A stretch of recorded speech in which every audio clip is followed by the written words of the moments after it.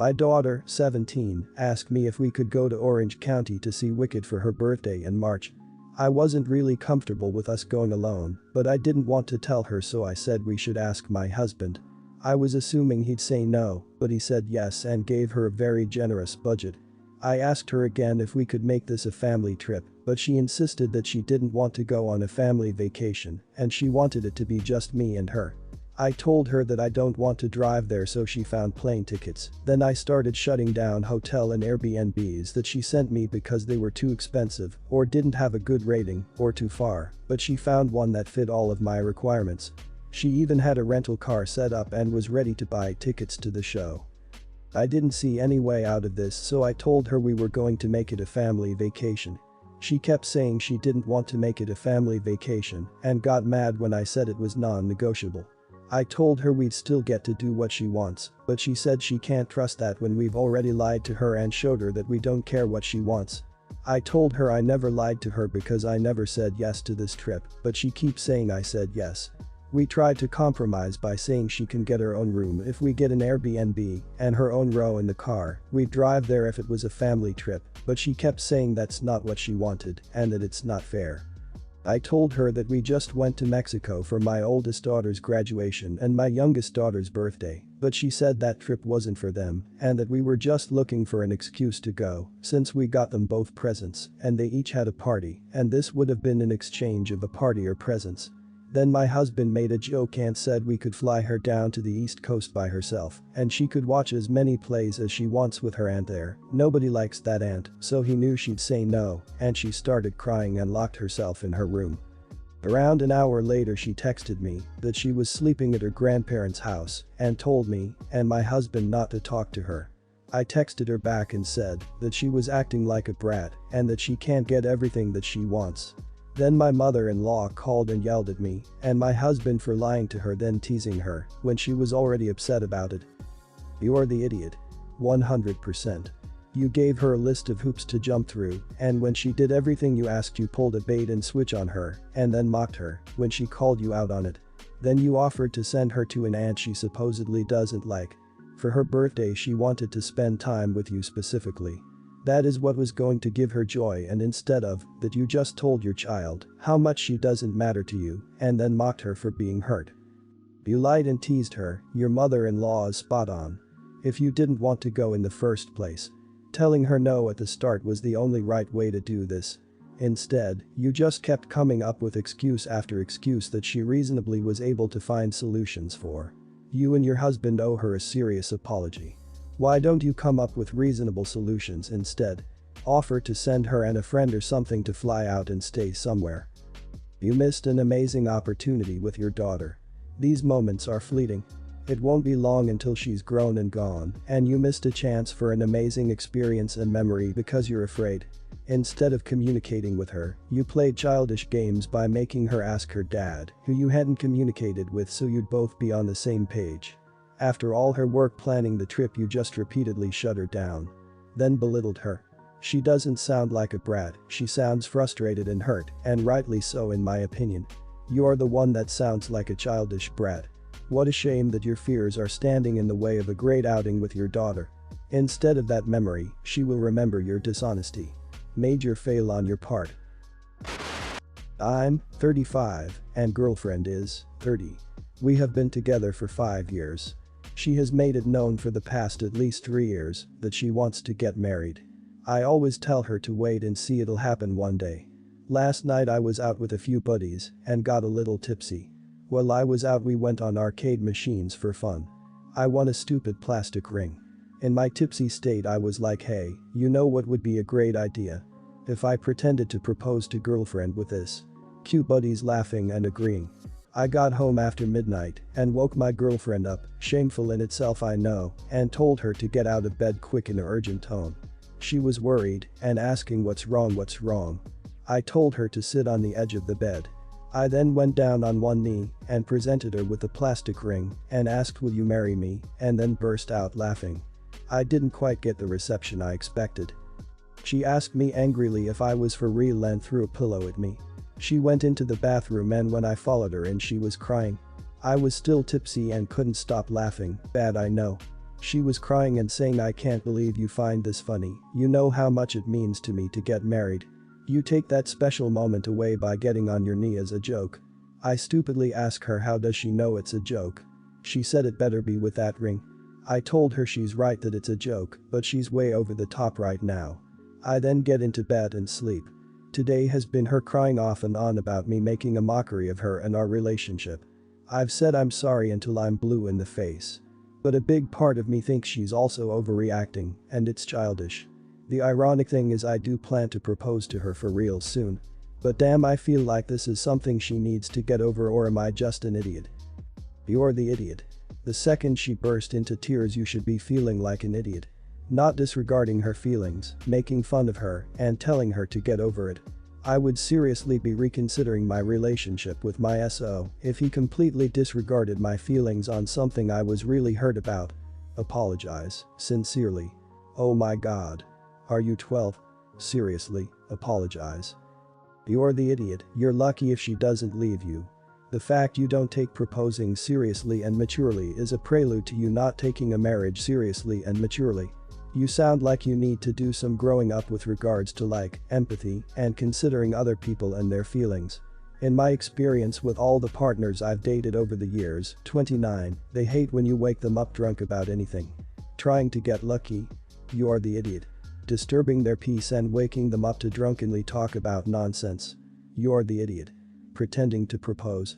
Major, almost unforgivable idiot. Are you for real? You played a cruel prank on her, and yes, it's cruel, because this is a sensitive issue for her, and you have the nerve to call her childish. It doesn't matter that you plan to really propose. To make matters worse, you kept laughing, even while she cried. That's the point of this whole matter. Even if your prank was so funny that it ended up trending on social media, it still hurt her feelings, and you still laughed as she cried. You apologized, great, but not early enough in my opinion. I feel sad for her. My 26 sister-in-law, 20, moved in with me and my husband weeks ago cause of problems with her boyfriend. She isn't planning on going back till he apologizes, even though she broke his Xbox device in an argument. I'm a blogger, I have small space in our apartment, sort of like my office, but very small where I work for hours. Sister-in-law always enters the room and takes stuff and not return them, resulting in me replacing them till I got a lock. She was going to the beach with some friends to let off some steam and asked if she could borrow my 2K video camera to record the trip, but I declined and explained that I was working in the weekend and would need it. I got done with my project and left my camera at the desk.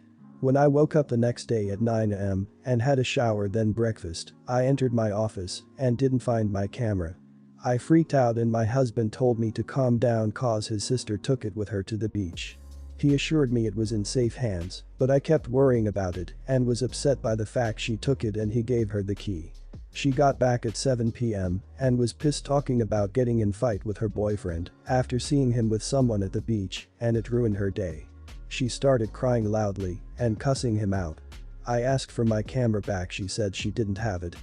She left angry after the encounter and forgot her sunglasses, cream, hat and my camera at the beach. Her friend Aiden picked some of the stuff and brought it back, but the camera apparently got stolen. I started yelling, calling her irresponsible and reckless, and this was 2K camera she left behind.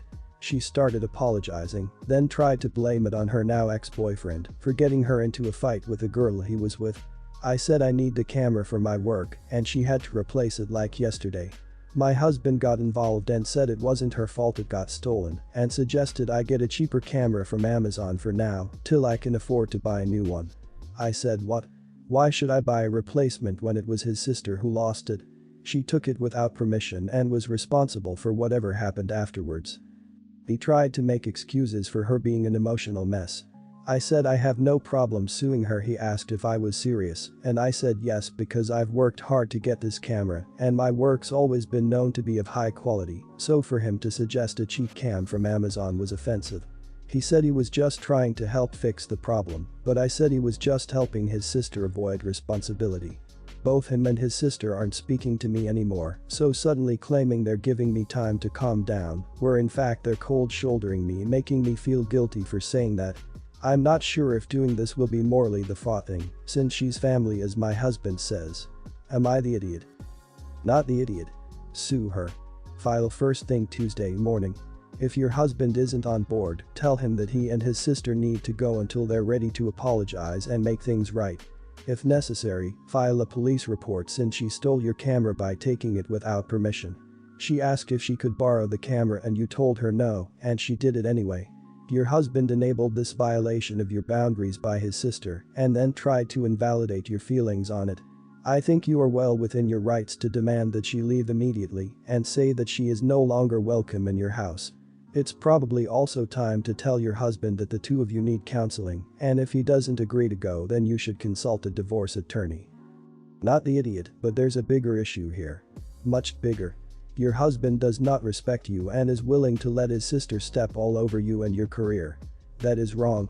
His sister is an adult, but it sounds like she acts like a 12-year-old. Seems like she's not used to being held accountable by anyone.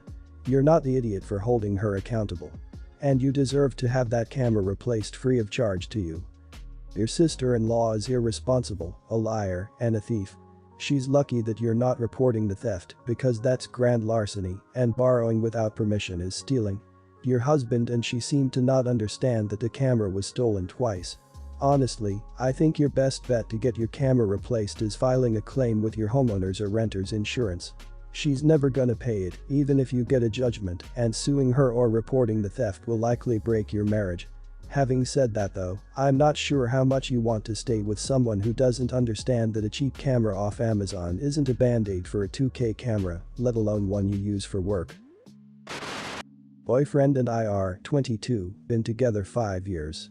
My engine blew in May. I had protections and so I have been driving a loaner car ever since. My car was a 2014 $9K. This loaner is a 2021 $35K. Boyfriend car blew 3 weeks ago. Cash car and not affordable or worth fixing. My insurance covers boyfriend on my car, but not my loaner. Boyfriend doesn't understand why he can't drive the loaner even after being explained 100 times. He says if he crashes it, he will pay, but I say if you could afford a car, then this wouldn't even be a convo. He has 3 wrecks, 2 for idiot reasons. I work 6:1 p.m. most days. Boyfriend has class 5 min up the street at 8 am 3 days. I say he needs to come with me at 6. The other 2 days is 10:30 and I volunteer to pay for an Uber 1 day a week. He has never done before one so I always pick him up. This is fair to me, even though I'm miserable because he never is done until 3:30-4:30, which is high traffic in my area, so my 10-minute drive is always 30. However, he never seems to get up on time on 6 am days, and I will not be late for this anymore, so I leave. Those days I feel like it's his responsibility. Today, his mom called me to tell me I need to be a more supportive partner as she can't help pay for Ubers, and it's my job as his girl to help him as it's not every day the man of the house needs help. I told her about the loaner situation, but still it's your job. I lost my crap to that and hung up. Boyfriend hasn't worked in a year due to being burnt out with balancing school and work. His grandma pays his 50% and not even really because it's just half rent and $50 for utilities. I pay everything else. I take more credit hours than him and work full time. I do all the cooking and half the cleaning. Now I have to drive him everywhere. I love him but damn. So, I told my boyfriend since he wants to complain to his family and make me look bad, when I leave in the morning that's the only ride, and at 1 p.m. that's my only ride. He is on his own. I do feel guilty though, because his mental health was low, and that's how he stopped working to start, but I feel like he also unappreciative and failing to see my efforts. Plus his car isn't his fault. I also might be downplaying his mental health, because I can balance school and work and life. I'm exhausted but I never reached the point of shutting down like he has. Am I the idiot here? Not the idiot. His mom called you? Don't let him drive the rental for sure. Jeez. Buy him a cheap used bicycle, a lock, and be done with it. I'm going to assume no one else can or will get him a bike. He can get to class and get home whenever you can't drive him. He's lucky he has the opportunity to be burnt out and let everyone else support him. And his mom can stuff it with her man of the house bullcrap. If you seriously believe he might have mental health issues, then you need to demand that he see someone about that if he expects you to support him going forward. That might seem cruel, but I once dated someone with undiagnosed bipolar disorder, and it definitely ended up putting us in a really bad place with a harsh breakup. If she had been diagnosed, things might have gone differently. Overall though, it's not your responsibility to cover for him if he isn't putting in an appropriate amount of effort, because otherwise you put in more than he does, and that's a recipe for resentment. Don't set yourself on fire just to keep others warm. Where are you going with this relationship? To be completely honest, I'm not sure if you really know the answer to that question, or if you want to admit that this isn't working out anywhere close to where you were hoping it would be at this point in your life. And that's okay. Life is ever changing, but it doesn't mean we have to just settle for one thing. Sometimes you have to stop and take a hard look at your life. You have to see if maybe you might be better off doing things on your own again. There's nothing wrong with that either. Sometimes we all need a reset. I have a teenage daughter who will be turning 15 this week. She is very independent and apparently responsible for her age, so we give her quite a lot of freedom, at least by our standards. Lately she has been acting out anytime we do something as a family, as teenagers do. Spent all our holidays at the beach locked inside with her phone, protested anytime we included her in any activity, the usual crap. But I think this time she crossed a line and we should do something about it. Her birthdays, we usually get together with her uncle and grandparents and have a family dinner. This year she said she would be celebrating with her friends, she wanted nothing to do with her family, and she is sick of us controlling her and telling her what to do. She threw a big fit, raising her voice and playing victim. My wife was very hurt, trying to reason with her, but she wouldn't budge. It's her birthday, so her friends come first, and we have to settle for another day if we want to celebrate. Of course we could make her come to the dinner, but that would mean long faces all around, picking fights over small things, and it seems counterproductive for a celebration about her. I'm really sick of this crap, she's being cruel to us and treating us with contempt.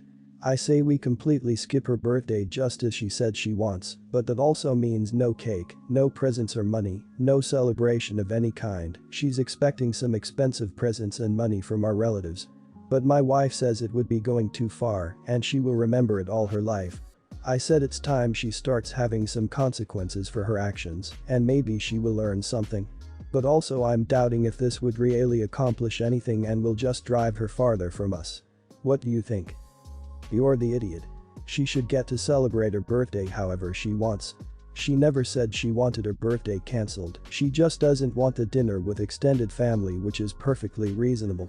Although that means she can't complain about getting presents from the extended family, although giving presents shouldn't be contingent on the dinner. I am assuming that these birthday dinners are usually something you and your wife insist on, rather than being what she wants, which is unfair considering it is her birthday that is being celebrated. No idiots here. She's a teenager. We've all had our bad moments.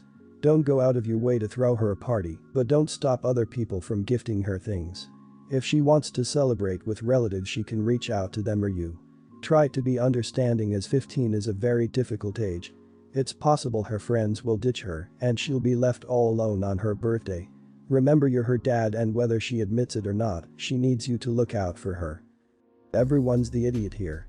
You're definitely going overboard and would be the much bigger idiot if you went through with this, but even as a teenager, I wouldn't have ever expected to just be gifted expensive presents from relatives without seeing the relatives, so I could say thank you. Yeah, your kid might sound like a typical teenager, but that doesn't mean teenagers aren't idiots much of the time. I think you should let her celebrate with her friends, but you should also plan something small with the extended family so that she can be a gracious gift recipient.